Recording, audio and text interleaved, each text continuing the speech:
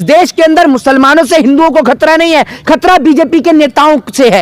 लेकिन अगर यही घटना में हाथ अगर किसी मुसलमान का होता तो मैं आपको बताता हूं पूरे भारतीय जनता पार्टी के नेता, देश की गोदी मीडिया अब तक खप्पर भर चुकी होती, सड़क पर नंगा नाच हो रहा होता, तांडव हो रहा होता। लेकिन अभी कोई बोलने वाला नहीं है।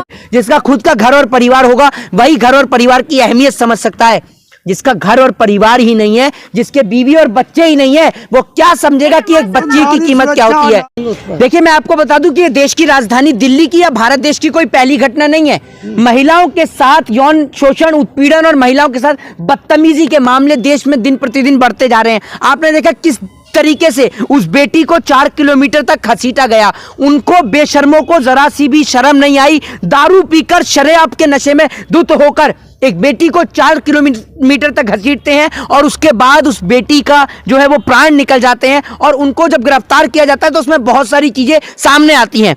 उनमें जो एक अपराधी है मनोज मित्तल, उसका जो है आपने देखा भी होगा कि मंगोलपुरी से भारतीय जनता पार्टी से उसका कनेक्शन भी निकल कर आता है। तो ये लोग जो कह रहे थे आज से 2 दिन पहले 3 दिन पहले, भारतीय जनता पार्टी की नेता साध्वी प्रज्ञा ठाकुर का आपने स्टेटमेंट सुना होगा जब बोल रही थी कि छुरियों में धार लगा लो।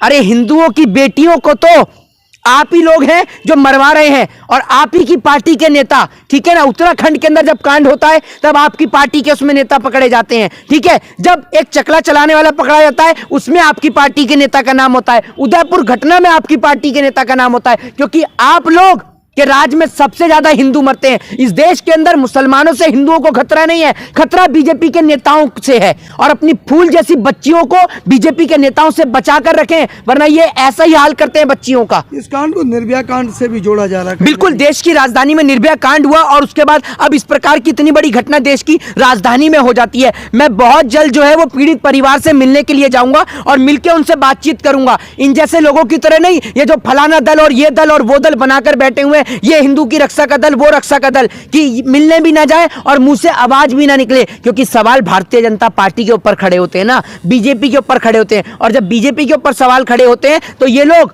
कोई नहीं बोलता, सब चुप हो जाते हैं। लेकिन अगर यही घटना में हाथ अगर किसी मुसलमान का होता तो मैं आपको बताता हूं पूरे भारतीय जनता पार्टी के नेता, देश की गोदी मीडिया अब तक खप्पर भर चुकी होती, सड़क पर नंगा नाच हो रहा होता, तांडव हो रहा होता। लेकिन अभी कोई बोलने वाला नहीं है। मोहित शर्मा, आप बीजेपी को घसीट रहे, लेकिन अमित शाह का बयान नहीं सुने आपने जी कि बेटियां रात के 12 बजे भी फुल जेवर पहन के निकले तो सुरक्षित है। मेरी बहन मैं आज आपसे मैं आपसे एक ही बात कहना चाहता हूं। आप ये जो बार बार अमित शाह जी का जिक्र करती हैं या फिर जो गहने जेवर पहन के बहन बेटियां निकल सकती हैं, उन नेताओं के स्टेटमेंट पे बात करती हैं। मेरी बहन, आप खुद एक बहन है, एक पत्रकार होने से पहले आप मेरी बहन है और मेरे देश के अंदर की आप रहती हैं। आपको तो खड़ी होकर देश की बेटियों के लिए, बहनों के लिए आवाज उठानी चाहिए। हमें नेताओं के बयान से झूठे और खोखले ये बात आप कब सामने आके बताएंगी? आपको तो आज माइक लेकर खुद बोलना चाहिए। ये बात जो मोहित शर्मा बोल रहे हैं, ये बात खुद प्रियंका को बोलनी चाहिए कि एक जो देश की राजधानी के अंदर बेटी के साथ जिस तरीके का ये घटना हुई है, बेटी को 4 किलोमीटर तक घसीटा गया, उसके प्राण निकल जाते हैं, उसकी जान चली जाती है, आपको खुद आकर बोलना चाहिए। लेकिन आप तो नेताओं के वादे की बात कर रही हैं। बहन बेटियां गहने जेवर पहनकर निकलना तो बहुत मुश्किल है। बहन बेटियां सड़क पर नहीं निकल सकती हैं। दावा करते हैं ना अमित शाह जी। देखिए मैं आपको एक बात बताता हूं सर, सीधी सी बात यह है कि सुरक्षा का बात करते हैं अमित शाह जी। आपने देखा होगा कि उत्तराखंड के अंदर एक बेटी के साथ जिस तरीके से आपने देखा है कि उसको जो मार दिया जाता है, आपको पता ही होगा, ठीक है ना, उत्तराखंड की जो घटना है, ठीक है, हाँ। और उसके बाद जो है उसके जो होटल पे जो है वो बुलडोजर भी चला दी जाती है ताकि सबूतों को मिटाए जाए। तो उसमें बीजेपी के नेता सम्मिलित होते हैं।